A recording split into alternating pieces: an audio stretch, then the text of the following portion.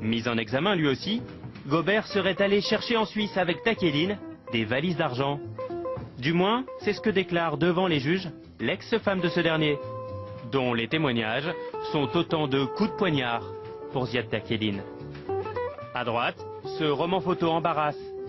Très généreux, Ziad Takedine entretenait-il ainsi son réseau d'amis haut placés. Quand je reçois un ami chez moi, comme quand il me reçoit chez lui, il ne s'attend pas à ce que je lui fasse payer la moitié de la viande qu'il va manger, ni lui ni sa famille. C'est mes habitudes. Mais toutes ces relations semblent aujourd'hui avoir pris leur distance. Ziad Takedine serait devenu un paria depuis le grand déballage. L'homme d'affaires erre seul en son palais. Et les rares coups de fil qu'il reçoit seraient désormais peu chaleureux. Est-ce qu'aujourd'hui vous subissez des pressions? Est-ce qu'aujourd'hui vous recevez des coups de fil où on vous met en garde et on vous conseille de ne pas trop parler? Je réserve ça à la justice. Mais ceci même ne m'impressionne pas du tout. Qui a peur de Ziad Takedine? L'intermédiaire cache-t-il des informations compromettantes? Vous aimez cette musique? Cet après-midi-là, avec nous, Ziad Takedine va parler. Notre interview touche à sa fin. Comme dans un film d'espionnage, l'homme met alors la musique très fort. Il craint les micros et demande au caméraman de sortir. Sur fond de Beethoven assourdissant, c'est un homme apeuré qui chuchote alors ses confidences. Une caméra cachée enregistre la scène. Qui vous pouvez faire tomber, vous? Tous. Aux abois, Takedine est-il crédible? À cet instant, l'homme met en cause nommément de très hauts personnages actuellement au pouvoir. Des personnalités qu'il a jusqu'alors publiquement épargnées. Vous le tenez avec des éléments concrets?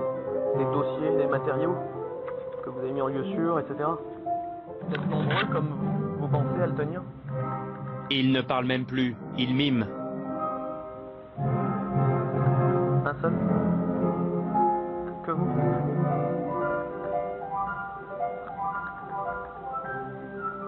Vous n'avez pas peur qu'il vous arrive quelque chose? Si. Théâtral lors de cette conversation, il affirme qu'il rendra public dans les prochaines semaines les éléments dont il dit disposer. Coup de bluff, Takedine détient-il une bombe? Ces menaces sont en tout cas à prendre avec précaution, tant il semble acculé. Sur ces intermédiaires et leurs secrets, un homme essaye de tout savoir. Pour le rencontrer, il faut s'enfoncer dans la jungle de son jardin. Monsieur Péan. Bonjour. Vous allez bien? Oui, ça va bien. C'est d'ici, dans cette cabane, que vous faites trembler la République? Je ne sais pas si je fais trembler la République, mais en tout cas, c'est d'ici que je concocte tout. Notes confidentielles, documents interdits. L'écrivain Pierre Péan garde tout, note tout sur ses dizaines de cahiers. 4 décennies de secret d'État. Je mets toujours tout dans les... C'est-à-dire que je mets tout dans des cahiers à spirale et après je transforme tout en Bristol. C'est là-dedans tous vos secrets, alors? C'est là-dedans, les derniers. Les derniers. Pierre Péan est le journaliste d'investigation qui a sorti les grandes affaires de la Ve République. Les diamants de Bokassa, le passé vichiste de Mitterrand, les coulisses de la France-Afrique. Son dernier best-seller, La République des mallettes, a été le plus compliqué à écrire, car les porteurs de valises ne laissent jamais beaucoup de traces.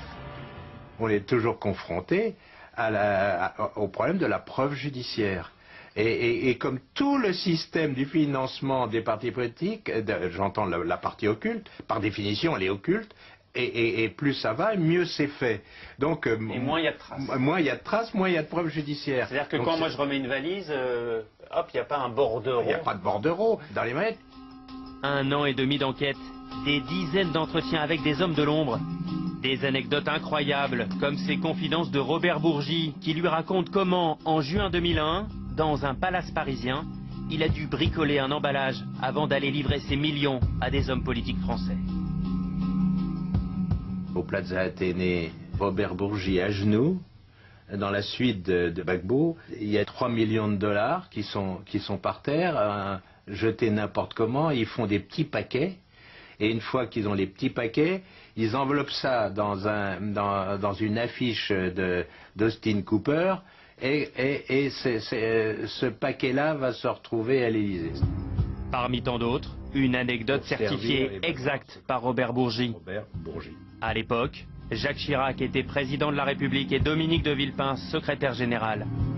Tous deux démentent et ont attaqué Bourgi en diffamation. Mais personne n'a porté plainte contre Pierre Péan. 5 millions. Souvenir des pays où j'ai été. Voilà, souvenir de voyage. Voilà, exactement.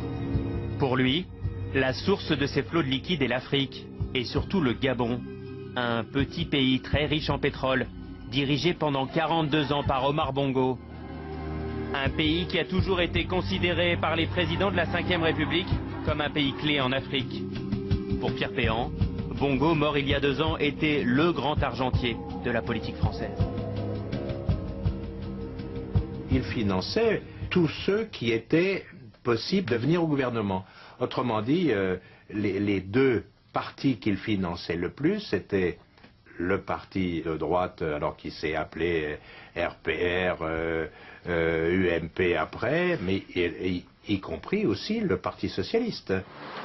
De l'argent sale, toujours remis en main propre. Pour porter les valises africaines, il faut donc des hommes de confiance.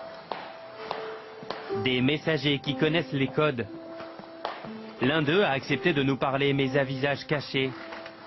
Il nous a donné rendez-vous dans un de ces luxueux hôtels où les porteurs de valises ont leurs habitudes.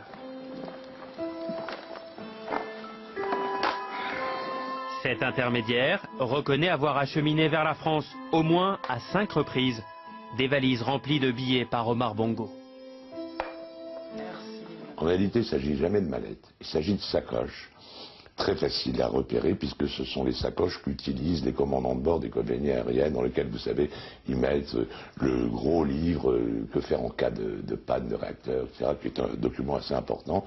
Et donc la mallette est toujours lourde et remplie et elle contient pas mal parce qu'elle est large de contenance, elle se ferme par le dessus, elle est en cuir noir, elle est très discrète, elle est anonyme.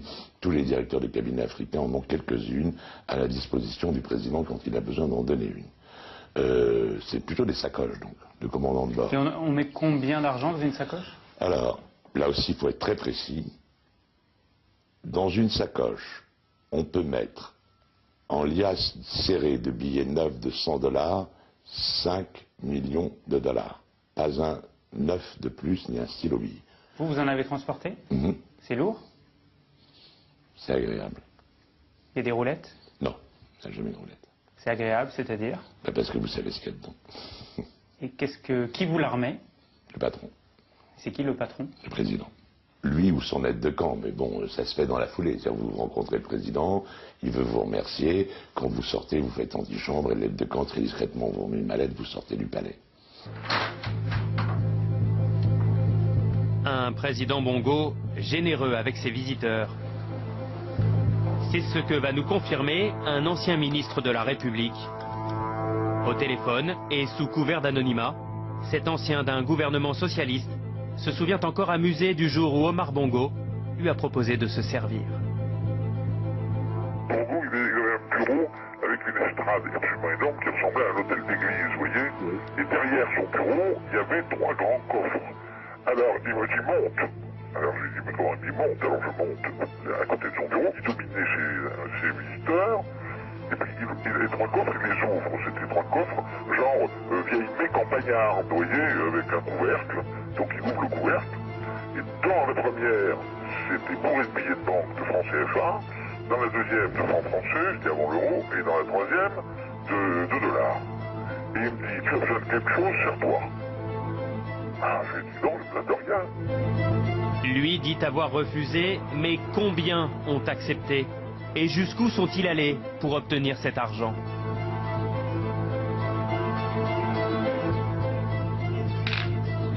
Car Bongo avait inventé, semble-t-il, un jeu pervers pour pimenter ses échanges. Un jeu fait d'humiliation, de rituels de soumission. Bruno Ben Moubamba va nous les raconter. Il s'est présenté à la présidentielle contre Ali, le fils d'Omar Bongo. Depuis son échec, il vit en exil en Champagne. Dans le rite initiatique